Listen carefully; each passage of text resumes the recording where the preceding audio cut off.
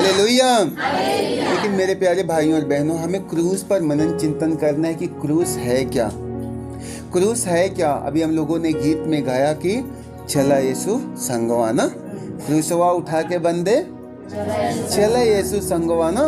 अब पीछे मत लवटिया देख के भारी वजनवा ना। हाँ, क्रूस का भारी वजन देखकर हमें पीछे लौटने की जरूरत नहीं है। Hallelujah, hallelujah. अब हमारी जिंदगी में क्रूस क्या है मेरे भाइयों और बहनों? ये क्रूस के द्वारा हम लोगों को प्रेरणा मिलती है।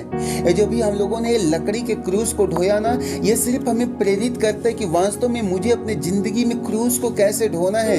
कैसे यीशु मसीह इस जगत में आए और उन्होंने अपने लिए नहीं, उनका इसमें कोई स्वार्थ नहीं था या उन्होंने पाप नहीं किया। ईसाया नबी के ग्रंथ में हम लोग पढ़ते हैं, बाइबल बतलाती है कि वह हमारे ही पापों से लदा हुआ था और हमारे ही कुकर्मों के कारण वह मारा गया, घायल किया गया, वह छेदित किया गया। ठीक है ना? Hallelujah, hallelujah. प्रभु का कोई पाप नहीं था, प्रभु का कोई गुनाह नहीं था, उनका कोई अपराध नहीं था, लेकिन वे हमारे ही पाप, हमारे ही कुकर्म के कारण मारे गए, घायल किए गए और छेदित किए गए। Hallelujah, hallelujah, hallelujah. लेकिन प्रभु ने कितना सहजता से क्रूस को ढोया, कितनी आसानी से उस क्रूस को ढोया। क्यों जानते हैं? क्योंकि यीशु हमसे और आपसे प्यार करते हैं। Hallelujah, hallelujah, hallelujah. और आज हमें और आपको भी उसी सहजता से क्रूस को ढोना है। एक दूसरे के क्रूस को तो शायद मनुष्य ढोने में असमर्थी हो, लेकिन एक एक लोगों को अपने जिंदगी का अपना व्यक्तिगत क्रूस ढोना अनिवार्य है। और हमारा क्रूस क्या है, हमें इस बात का तो पता होना चाहिए ना। हमारा क्रूस क्या है, हमें मालूम है, सबको मालूम है। आपका अपना अपना क्रूस क्या है, जिसके बोझ की तरह आप दबे जा रहे हो, जो आपको ईश्वर की कृपा से अलग करता है। वे क्या क्रूस है? कौन सी चीज हमें प्रभु से अलग करती है? पता है क्या हमारी जिंदगी में ऐसा है जो हमें प्रभु से अलग कर देता है? और कौन सी ऐसी विशेषता है जिसके कारण हम प्रभु की ओर निकट जाते हैं?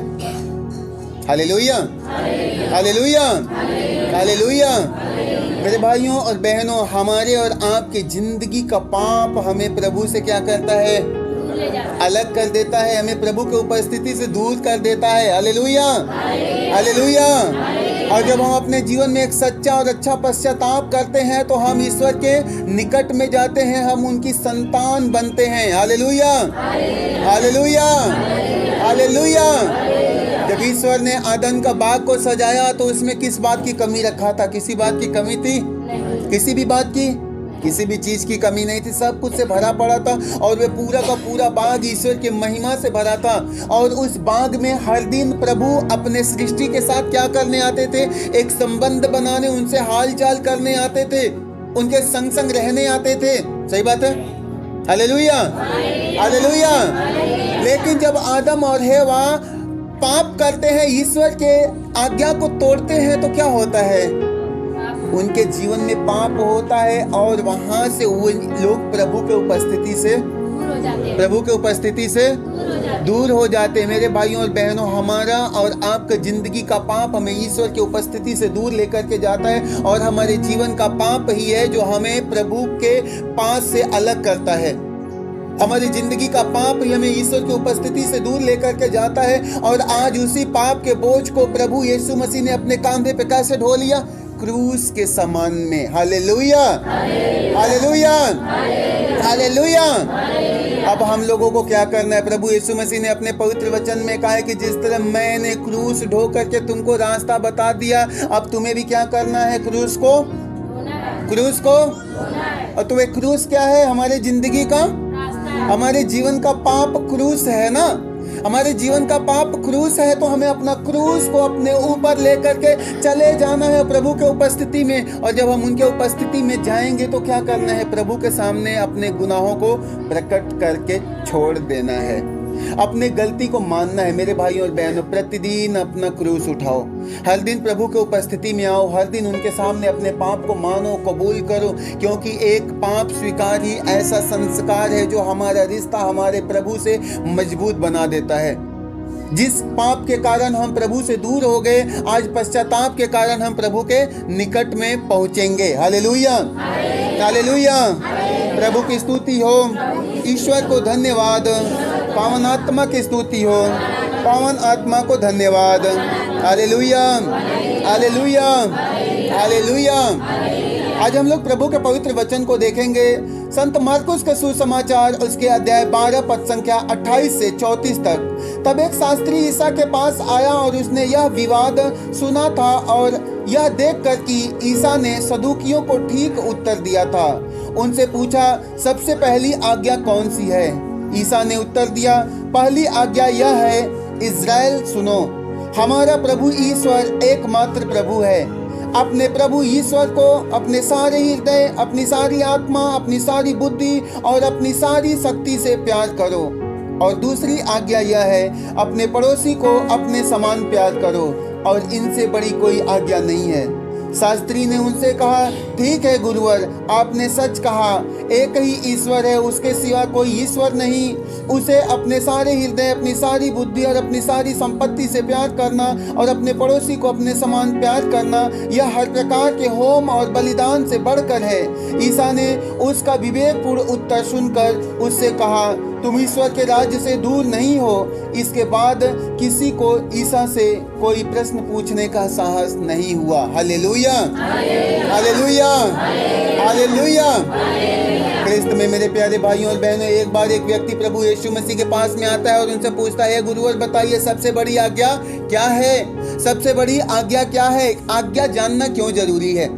माता पिता की इच्छा क्या है? आज्ञा हमें एक हर बच्चे को जानना जरूरी है। उसी प्रकार हमारे पिता की इच्छा क्या है? एक एक विश्वासी को जानना जरूरी है। तो एक व्यक्ति प्रभु के पास में आता है और प्रभु से कहता है कि हे प्रभु आप बताइए, हे गुरु आप बताइए कि सबसे बड़ी आज्ञा क्या है?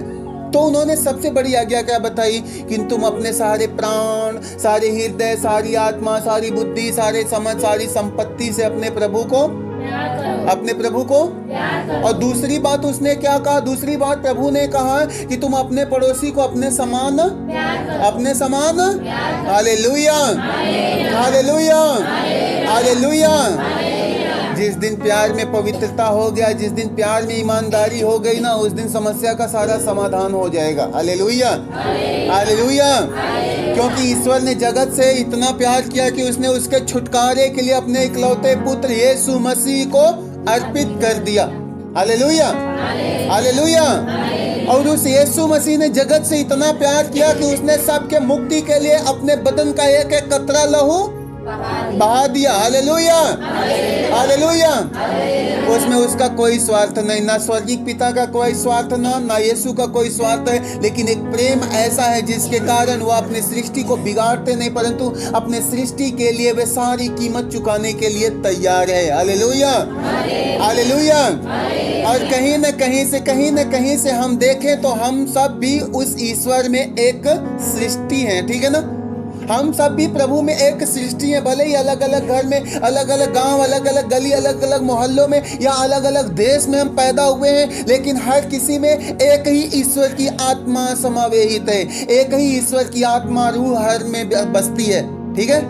एक ही ईश्वर की आत्मा सब में है। Hallelujah, hallelujah. तो हमारा ईश्वर जो सबसे प्यार करता है, किससे प्यार करता है? अपनी रूह से प्यार करता है ना, अपनी आत्मा से प्यार करता है। तो हमारे अंदर जो आत्मा है उसी ईश्वर का, आपके अंदर में भी तो उसी आत्मा का ईश्वर, उसी ईश्वर का आत्मा है। इसका मतलब हम सब एक ही आत्मा के द्वारा संचालित किए जाते हैं। ठीक है? Hallelujah, hallelujah. जिस प्रकार उस प्रभु ने सबके छुटकारे के लिए क्रूस पर कीमत चुका दिया, क्या हमारा और आपका ये उत्तरदायित्व तो नहीं है कि हम लोग एक दूसरे के सुख दुख में सहभागी हों, हम एक दूसरे के दुख का ख्याल करें, हम एक दूसरे के सुख का ख्याल करें? क्या हमारी जिम्मेदारी नहीं बनती है? भरपूरी से बनता है। Hallelujah, hallelujah. मेरे भाइयों और बहनों, बात चले आज्ञा पालन की। प्रभु यीशु मसीह ने अपने पवित्र वचन में कहा है कि जो शिक्षा मैंने तुम्हें दी है, जो वचन मैंने तुमको सुनाया है, यदि तुम उसका पालन करते रहो, यदि तुम उस वचन पर चलते रहो तो तुम जीवित रहोगे, अन्यथा तुम मर जाओगे। Hallelujah, hallelujah, hallelujah, hallelujah. इस संसार में सबके मन में एक सवाल होगा, ये वचन सुनने के बाद सबके मन में एक सवाल होगा कि कौन यहाँ जिंदा रहने वाला है ना? कोई यहाँ जिंदा रहेगा? हर कोई जिंदा रहेगा। इसका मतलब प्रभु के वचन का पालन करना अच्छी बात नहीं है, क्योंकि हम सब मर जाएंगे। प्रभु यीशु मसीह ने कहा, जो शिक्षा मैंने तुमको दिया है, जो वचन मैंने तुमको सुनाया, यदि तुम उसका पालन करते रहो तो तुम क्या रहोगे? जीवित रहोगे। अब हम प्रभु का वचन का पालन करके भी इस संसार में मरने वाले हैं। कोई फायदा है वचन का पालन करने से? मेरे प्यारे भाइयों और बहनों, प्रभु इस संसार के जीवन की बात नहीं करता, परंतु इसके बाद जो अनंत जीवन आपके वेलकम में खड़ी है, अनंत काल की जिंदगी आपके स्वागत में इंतजार करे, प्रभु उस जिंदगी की बात करता है। Hallelujah, hallelujah, hallelujah. प्रभु की स्तुति हो, ईश्वर को धन्यवाद, पवित्र आत्मा की स्तुति हो, पवित्र आत्मा को धन्यवाद।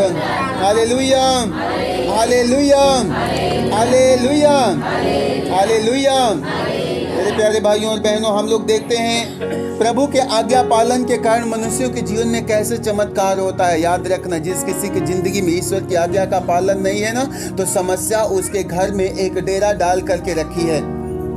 परेशानी उसके घर से कभी जाएगी नहीं, क्योंकि प्रभु जो है वो सत्य प्रतिज्ञ है, उसका वचन अपरिवर्तनीय है। उन्होंने कहा है, चाहे पहाड़ टल जाए, चाहे पहाड़ियां डामाडोल हो जाए, किंतु तेरे प्रति मेरा प्रेम नहीं टलेगा और मेरा शांति विधान डामाडोल नहीं होगा। ये वचन उन व्यक्ति पर लागू होता है, ये वचन उस व्यक्ति पर ठहरता है जो व्यक्ति ईश्वर की आज्ञा का, उनके वचन का पालन करता है। Hallelujah, hallelujah. उत्पत्ति ग्रंथ में हम लोग पढ़ते हैं, उसके अध्याय 22 में इब्राहिम के विषय में ईश्वर ने इब्राहिम से वायदा किया था कि जो शिक्षा मैं तुमको देता हूँ, जो बातें मैं तुमको बताता हूँ तुम्हारे धार्मिकता के कारण, आज उन बातों के लिए मैं तुम्हें एक आदेश देता हूँ, उस बातों के कारण मैं तुम्हें एक नई प्रतिज्ञा देता हूँ। और उन्होंने कहा कि मैं तुमको उस देश में लेकर के जाऊंगा जहाँ दूध और मधु की नदियाँ बहती है। Hallelujah, hallelujah. और उन्होंने इब्राहिम की धार्मिकता के कारण स्वर्गदूतों के द्वारा एक संदेश भेजा था कि तुम पुत्र प्रसव करोगे, तुम पुत्र प्रसव करोगे, तुम्हारी पुत्र पत्नी गर्भवती होगी। हालेलुया। तो इब्राहिम को क्या होता है? इब्राहिम को तो पूर्ण विश्वास था, लेकिन सारा को क्या होता है? संदेह होता है। Hallelujah, hallelujah. और मेरे प्यारे भाइयों और बहनों, ईश्वर ने उनसे वादा किया इब्राहिम से कि तुम निसंतान हो, तुम बाँझ कहलाते हो, तुम्हारी अवहेलना होती है, तुम्हारा बदनामी होता है, तुम्हारा अपमान किया जाता है, तुम पति पत्नी को कभी अपमानित किया जाता है। याद रखना कि तुम्हारे धार्मिकता के कारण मैंने तुम पर प्रसन्न हुआ हूँ और मैं तुम्हारे वंश को बालू के कण के जैसा असंख्य बना दूंगा और आसमान के तारों के जैसा अनगिनत कर दूंगा। Hallelujah, hallelujah. और वायदे के अनुसार ईश्वर इब्राहिम को 100 साल की अवस्था में संतान का वरदान देता है। संतान का वरदान तो 90 साल की उम्र में दिया, लेकिन 100 साल की अवस्था में इब्राहिम संतान की प्राप्ति होती है। Hallelujah, hallelujah, hallelujah. और मेरे भाइयों और बहनों, जब इसहाक, उसकी संतान इब्राहिम की संतान इसहाक जब 12 वर्ष का हुआ, तो उस इब्राहिम ने अपने बेटे से लगाव रखा, परंतु वह ईश्वर से दूर नहीं था, परंतु अपने बच्चे में काफी समय बिताया करता था। इस पर ईश्वर ने इब्राहिम से कहा, इब्राहिम मैं तुमसे कहता हूँ कि तुम अपने उस बेटे को, जिसको तुम मुझसे अधिक प्रेम करते हो, उसे मेरे लिए ले जाओ और मोरिया पर्वत पर क्या कर दो? बलि चढ़ा दो। Hallelujah, hallelujah. तो इब्राहिम ने क्या किया? आनाकानी इधर उधर किया, कल परसों किया, फिर कभी प्रभु नहीं। उसने प्रभु के कथन के अनुसार अपने बच्चे को मोरिया पर्वत पर लेकर के जाता है और ईश्वर के लिए बलि चढ़ाने का प्रबंध करता है। Hallelujah, hallelujah. लेकिन मेरे प्यारे भाइयों और बहनों, परमेश्वर का नाम है प्रबंध करता। उसने उस पहाड़ी पर, जहां पर मनुष्यों का जाना काफी कठिन है, कोई बेकार का जाए ना, लेकिन जब ईश्वर की आज्ञा थी तो इब्राहिम और उसके बेटा इसहाक वहां पर पहुंचते हैं। उस जगह पर परमेश्वर एक मेढ़े का, एक मेमने का प्रबंध करते हैं। ये मेमना का प्रबंध क्यों होता है जानते हैं? क्योंकि इब्राहिम ईश्वर की आज्ञा का पालन करते हैं। Hallelujah, hallelujah.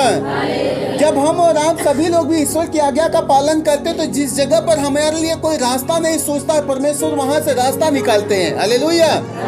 जब हम उनके वचन पर चलते हैं ना, तो जो कुछ भी हमारे जिंदगी में, आपके जिंदगी में असंभव है, प्रभु उसको संभव करके दिखाते हैं। Hallelujah, hallelujah. प्रभु की स्तुति हो, ईश्वर को धन्यवाद, पवित्र आत्मा की स्तुति हो, पवित्र आत्मा को धन्यवाद। हालेलुया। हम लोग देखते हैं विधि विवरण ग्रंथ उसका अध्याय 28 में प्रभु का वचन कहता है कि यदि तुम अपने प्रभु ईश्वर की वाणी पर ध्यान दोगे और उन सब आदेशों का पालन करोगे जिन्हें मैं आज तुमको दे रहा हूँ, तो वह तुम्हें पृथ्वी भर के राष्ट्रों में महान बनाएगा। यदि तुम प्रभु अपने ईश्वर की वाणी पर ध्यान दोगे तो ये सब वरदान तुमको मिल जाएंगे और तुम्हारे साथ रहेंगे। Hallelujah, hallelujah. प्रभु ने कहा कि जो आज्ञा, जो वचन मैं तुम्हें बता रहा हूँ, जो शिक्षा मैं तुमको दे रहा हूँ, यदि तुम उसका पालन करोगे तो पृथ्वी की सारी आशीष तुमको मिल जाएगी। सिर्फ मिल ही नहीं जाएगी, वह सदा तुम्हारे साथ रहेगी। और वे बात क्या है, वे शिक्षा क्या है? देखिए लिखा हुआ है कि नगर में तुम्हारा कल्याण होगा। जब हम प्रभु का वचन का पालन करेंगे तो नगर में हमारा क्या होगा? कल्याण होगा। और देहात में भी तुम्हारा क्या होगा? जो नगर में रहेगा उसका भी कल्याण होगा, जो देहात में रहेगा उसका भी कल्याण होगा। Hallelujah, hallelujah. देहात वालों का आवास बन जाएगा तो शहर वाले का भी बारी आएगा ना। प्रभु किसी को छोड़ेगा नहीं, सबके लिए वह अपने विधान को पूरा करेगा। देहात में सबके लिए रोटी का प्रबंध करेगा तो वह नगरों में भी सबके लिए रोटी का प्रबंध करेगा। Hallelujah, hallelujah. तुम्हारी संतान, तुम्हारी भूमि की उपज, तुम्हारे पशुधन, तुम्हारे गाय और भेड़ बकरियों के बच्चों को आशीर्वाद प्राप्त होगा। तुम्हारी संतान, तुम्हारी भूमि की उपज। अक्सर लोगों की समस्या होती है आजकल के समय में, देखा जाए तो निसंतानता या पांचपन लोगों की जिंदगी में बहुत बड़ी समस्या हो गई ना। लोग कहते हैं ना कि निसंतान है, इतना दिन शादी का हो गया, कोई संतान, कोई बच्चा नहीं। कारण क्या है?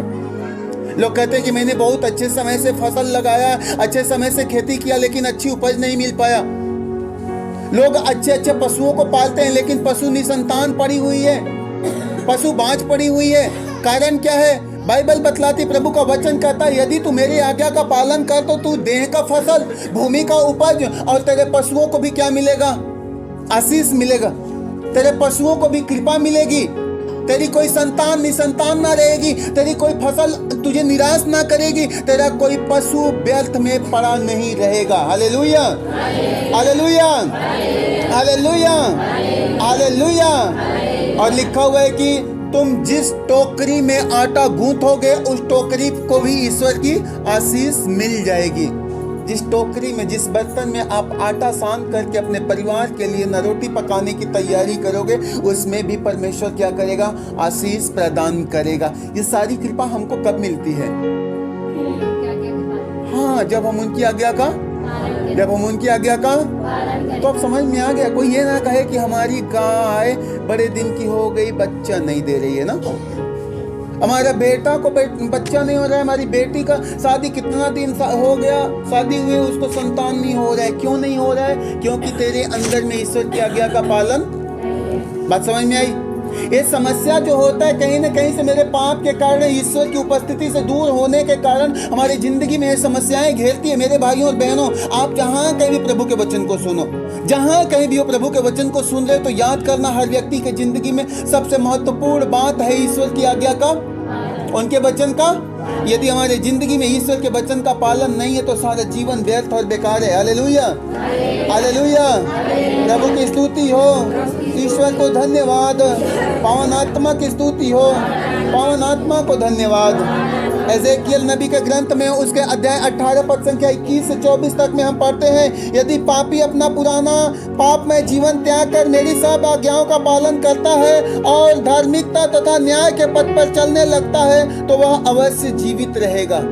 व्यक्ति जो पाप भरी जिंदगी जीता है, मनमाना जिंदगी जीता है, यदि वह अपने पाप का मार्ग त्याग करके और प्रभु के वचन का पालन करता है तो बाइबल बतलाती है कि वह अवश्य जीवित रहेगा। Hallelujah, hallelujah, hallelujah. वह कभी नहीं मरेगा। जो प्रभु के वचन का पालन करेगा वह कभी नहीं मरेगा। उसके सब पापों को भुला दिया जाएगा और वह अपनी धार्मिकता के कारण जीवित रहेगा। वह अपने धार्मिकता के कारण, जब हम धार्मिकता का कार्य करने लगते हैं तो प्रभु कहता है कि उसके सारे पाप क्या कर दिए जाएंगे? भुला दिए जाएंगे और व्यक्ति अपने धार्मिकता के कारण जीवित रहेगा। बाइबल में प्रभु का वचन कहता है कि प्रभु ईश्वर का कहना है कि क्या मैं दुष्ट की मृत्यु से प्रसन्न होता हूँ? मैं यह नहीं चाहता कि वह अपना मार्ग छोड़ दे और जीवित रहे, किंतु यदि भला मनुष्य अपनी धार्मिकता त्याग कर दुष्टता की तरह दुष्टों की नाई घृणित काम करने लगे, पापों भरा जीवन व्यतीत करने लगे, तो उसकी सारी धार्मिकता भुला दी जाएगी और वह अपने पाप के कारण मौत के घाट उतार दिया जाएगा। Hallelujah, hallelujah, hallelujah. तो हम जहाँ कहीं भी हैं, जिस परिस्थिति में है, याद रखना, पाप के कारण व्यक्ति मर रहा है, पाप के कारण उसके जीवन में निराशा है, पाप के कारण उसके जीवन में बेचैनी है, बीमारी है, घबराहट है, पाप के कारण व्यक्ति बर्बाद हो रहा है। इसलिए हम जहाँ कहीं भी हो, प्रभु के वचन को सुन रहे हैं ना, आप प्रभु के वचन को सुन रहे हो, तो आपके लिए एक सुंदर उपाय है, सुंदर विकल्प है कि हम अपने पाप को मान करके और ईश्वर के पास लौट आएं, क्योंकि प्रभु का वचन कहता है उसके ऐसे स्वभाव के कारण, मन फिराव के कारण, धार्मिकता भरी जिंदगी के कारण उसे जीवन मिल जाएगा और उसके पापों के लिए उसे क्षमा मिल जाएगी। Hallelujah, hallelujah, hallelujah, hallelujah. हम लोग देखते हैं स्तोत्र ग्रंथ उसका अध्याय 1 से प्रभु का वचन कहता है कि धन्य है वह मनुष्य जो श्रद्धा से प्रभु की वाणी को सुनता है। Hallelujah, hallelujah. प्रभु की स्तुति हो, ईश्वर को धन्यवाद, पवित्र आत्मा की स्तुति हो, पवित्र आत्मा को धन्यवाद। Hallelujah, hallelujah, hallelujah, hallelujah, hallelujah. स्तोत्र ग्रंथ में प्रभु का वचन कहता है कि धन्य है वह मनुष्य जो दुष्टों की युक्ति पर नहीं चलता है, उनकी सलाह नहीं मानता है, पापियों के मार्ग पर अपना कदम भी नहीं रखता है। जो प्रभु का नियम हृदय से चाहता है और दिन रात उसका मनन करता है, वही उस पेड़ के समान है जो जल स्रोत के पास लगाया गया, जो समय पर फल देता है, जिसके पत्ते कभी मुरझाते नहीं। वह मनुष्य जो भी करता है सफल होता है, और दुष्ट जन ऐसे नहीं होते हैं। वे पवन द्वारा छितराई भूसी के समान हैं। न्याय के दिन दुष्ट नहीं टिकेंगे, पापियों को धर्मियों की सभा में स्थान नहीं मिलेगा, क्योंकि प्रभु धर्मियों के मार्ग की रक्षा करता है, किंतु दुष्टों का मार्ग विनाश की ओर ले जाता है। Hallelujah, hallelujah, hallelujah. आज बहुत सारे लोग न दुष्टता का काम करके एक दूसरे का घर बिगाड़ देते, एक दूसरे की जिंदगी बिगाड़ देते हैं। प्रभु का वचन कहता है सब लोग चालाकी से रहना, सब लोग चालाकी से रहना। प्रभु का वचन कहता है कि धन्य है वह व्यक्ति जो दुष्टों की सलाह नहीं मानता है, जो उनके मार्ग पर नहीं चलता है। वही व्यक्ति उस वृक्ष के समान है जो जल स्रोत के पास में लगा दिया गया है। आप जब एक अच्छा काम करने जाओगे, धार्मिकता का काम करने जाओगे, तो आपको बहकाने भटकाने वाले बहुत सारे लोग मिलेंगे, ठीक है ना, बहुत सारे लोग मिलेंगे, लेकिन आपको चालाक बनने की जरूरत है, क्योंकि जब हम दुष्टों की युक्ति पर चलेंगे तो प्रभु का वचन कहता है कि दुष्ट लोगों का मार्ग किधर में जाता है? विनाश की ओर, परंतु धर्मी व्यक्ति का मार्ग जीवन की ओर जाता है। Hallelujah, hallelujah. और जब आप धार्मिकता का काम करते करते कोई भी काम फान दो ना, धार्मिकता का कार्य करते करते किसी भी काम को फानो, परमेश्वर उसमें आपको सफलता दिलाएगा। लेकिन यदि हम पाप के मार्ग पर चल रहे हैं, हमारे होठ पाप से भरे पड़े हैं, हमारे जीभों तले विष भरा पड़ा हुआ है, झूठ चोरी बेईमानी भरी पड़ी है, तो उससे फिर हमारी सारी प्रार्थना क्या कबूल होगा? कुछ कबूल नहीं होने वाला है। Hallelujah, hallelujah. सारा प्रयत्न, सारा प्रयास हमारा बेकार है। देखिए प्रभु का वचन कहता है ईसाया नबी का ग्रंथ उसका अध्याय 1 पद संख्या 11 से प्रभु यह कहता है कि तुम्हारे असंख्य बलिदानों से मुझको क्या, तुम्हारे असंख्य बलिदानों से मुझको क्या, मैं तुम्हारे मेढ़ों और बकरों की चर्बी से ऊब गया हूँ। मैं सांडों, मेमनों और बकरों का रक्त नहीं चाहता। Hallelujah, hallelujah, hallelujah. प्रभु कहता है कि तुम्हारे असंख्य बलिदानों से मुझको क्या फायदा। लोग प्रभु के दरबार में आते हैं, बहुत सारा भेंट चढ़ा देते हैं, 10 मांस भी देते हैं, अपना फसल का उपज का पहलौठा ला करके अर्पित करते हैं, अपने पशु पक्षियों के पहलौठे को प्रभु के पास में दे देते हैं, उनके जीवन में सारी विधियों का पूरा पालन करते हैं, समय समय से रोजरी करते हैं, समय समय से मिसा बलिदान में सहभागी होते हैं, सारा विधि करते हैं। लेकिन देखिए प्रभु का वचन कहता है कि मैं तुम्हारे असंख्य बलिदानों से मुझको कुछ लेना देना नहीं है, उससे मुझे कोई लाभ नहीं है। प्रभु कहता है कि मैं तुम्हारे ऐसे कुकर्मों से अब ऊब गया हूँ।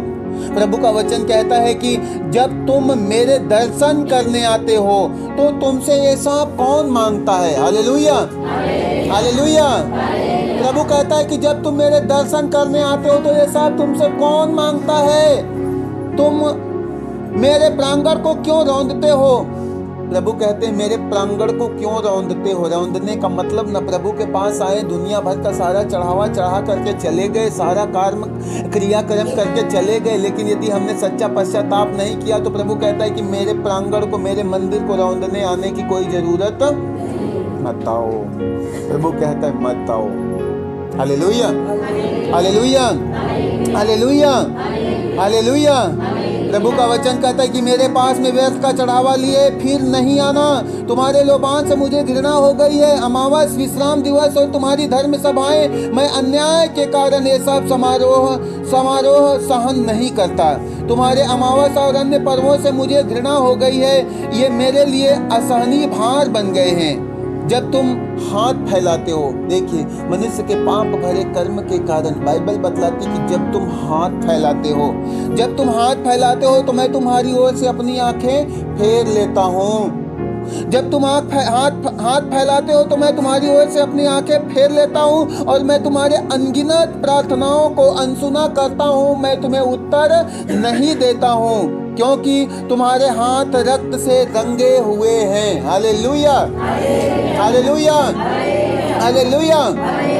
सारा विधि कर लेते हैं, प्रभु के उपस्थिति में आ लेते हैं, सारा भेंट सारा चढ़ावा चढ़ा देते हैं, लेकिन प्रभु का वचन कहता है कि अब भी तुम्हारे हाथ रक्त से रंगे हुए हैं। तुम्हारे होठ तले विष भरा पड़ा है। तुम्हारे जीवा तले झूठ, छल, कपट, चोरी, बेईमानी, चुगली की बात भरी हुई है। सारा चढ़ावा चढ़ा दो, सारा भेंट चढ़ा दो, लेकिन यदि हाथ हमारा शुद्ध नहीं है, ये दया के काम में नहीं उठता ना, ये धार्मिकता के काम में हमारा हाथ आगे नहीं बढ़ता ना, तो हमारा सारा चढ़ावा क्या है? कोई फायदा है? व्यर्थ है। प्रभु यीशु मसीह कहता बेकार है, मुझे इससे कोई लाभ नहीं है। प्रभु कहता तेरे होठ तले विष भरा पड़ा हुआ है। तू होठ से तो प्रभु प्रभु करता है, लेकिन उसके पीछे, उसके नीचे जहर भरा पड़ा है। Hallelujah, hallelujah, hallelujah, hallelujah. मैंने बहुत सारे ऐसे लोगों को देखा है, चर्चों में जाते हैं, गिरजाघरों में जाते हैं ना, प्रार्थना करने से पहले, प्रार्थना शुरू होने से पहले लोग अच्छे से खाई नहीं रगड़ करके अपना जीभ के नीचे दबा लेंगे, फिर खूब हालेलुया हालेलुया खूब चिल्लाते हैं। प्रभु कहता है कि तेरे होठ तले विष भरा पड़ा है।